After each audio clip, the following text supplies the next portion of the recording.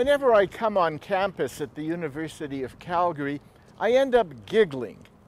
You see, now it's such a big, beautiful place, huge campus, a very accomplished university. It's one of Canada's most significant research institutions. But I laugh because I remember what it was when it started. In September 1960, when I was just going into second-year studies here, the University of Calgary branch of the University of Alberta moved from the Tech to this new campus. At the time, there was not a tree, not a blade of grass, just blowing dust. There were 3 buildings when the campus opened. The first to be completed, of course, was McMahon Stadium, which was rushed to completion in time for the kickoff of the Stampeder season. Then barely in time for classes, we got the 2 buildings you see here now. The library, the gym, the offices, all the classrooms were housed in what is now the administration building, and behind me, the Science A complex. That was the campus of the University of Alberta Calgary branch in 1960. 1960 was a time of new beginnings for the University of Alberta Calgary branch. Not only did we move to this new campus, but we got a new principal, Dr. Malcolm Taylor, who came from the University of Victoria. It was also the start of the university student newspaper here, the Gauntlet, and it's still going strong after 50 years, indeed better than ever. I'm especially proud of the Gauntlet because I had the good fortune to be its founding editor, and I was also the first editor to be fired, a point of which I am, of course, equally proud. But that's another story. It's a subplot in my new book of creative nonfiction, Roy and Me, This Is Not a Memoir. It's published by the Athabasca University Press, free online and a bargain in paperback.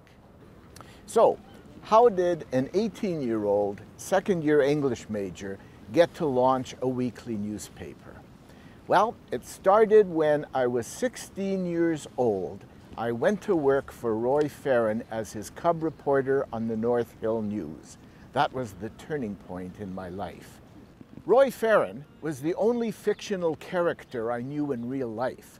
There's a character based on him in Exodus, both in the Leon Uris novel and the Otto Preminger film of the book.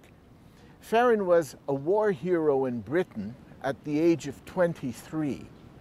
Later, he was sent to Palestine for the last years of the British mandate there to try to suppress the Jewish anti-British forces.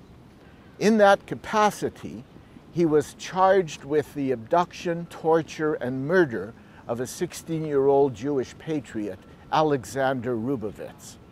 Farran was brought to court-martial on the charge. He was acquitted, but the stories pursued him for the rest of his life. To the end, Farran was wanted to stand trial in Israel. At 29, Mr. Farran moved to Calgary to ranch, to write some novels, and then he founded the North Hill News, a weekly newspaper here. He made a distinguished career for himself, first as a journalist, then as an alderman, and ultimately as an MLA, even serving as Solicitor General. But he never could escape his past. Last year, the eminent British historian David Cesarani published a book, Major Farran's Hat. It argued persuasively that Farran was indeed guilty of the torture and murder of young Rubovitz. Now, when I worked for Mr. Farran, I'd heard rumors of this murder and of his anti-Semitic comments, especially when he first moved to Canada. But I dismissed them. I couldn't believe they would be true. I knew Mr. Farran as a distinguished public servant, a courageous journalist, a guy who always fought for the little man. How could he have done those terrible things? Roy Farran meant a lot to me. His training really set up my career, first as an English professor and then as a university administrator. His example freed the latent maverick in me, which is what got me fired from the Gauntlet, but certainly enlivened my years as a university dean.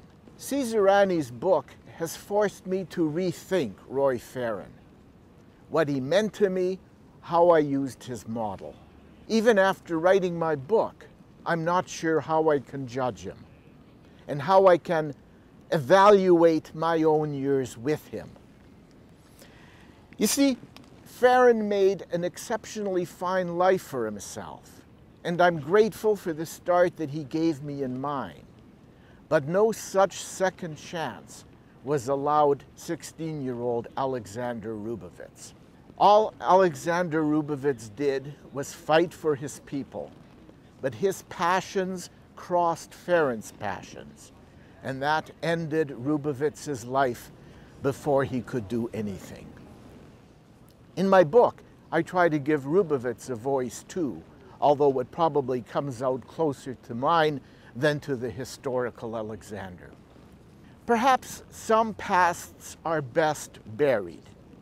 For example, the University of Calgary should be judged by its present riches, not by the 2 buildings and a football stadium that were its skeletal origins. But I'm not sure that we can dismiss from our evaluation of Roy Farran that atrocity in Palestine. On the other hand, I don't think we can dismiss his years of public service and just focus on that one wartime crime in our definition of the man. The wasted life of Alexander Rubovitz casts a shadow across Roy Farran's esteemed career.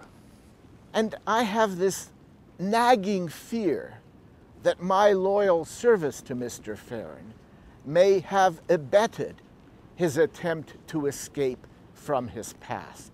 That concern is what prompted me to re-examine my relationship with Mr. Farran in my present book, Roy and Me, This Is Not a Memoir.